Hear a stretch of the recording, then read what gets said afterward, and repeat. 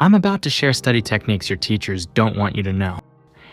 Ever watch someone ace exams with half the study time? It's not intelligence, it's strategy.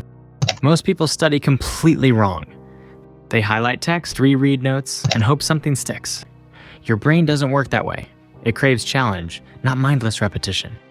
Here's the elite framework that will cut your study time in half. 1. Active recall. Close your book and force yourself to remember. This struggle is where real learning happens. Your brain strengthens connections every time you pull information from memory.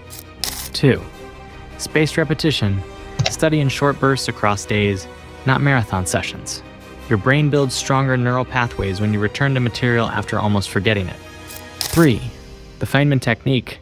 Explain concepts as if teaching a 12-year-old. If you can't simplify it, you don't truly understand it. 4. The 80-20 principle.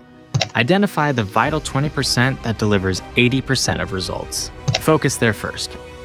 Elite students aren't smarter, they just know these secrets.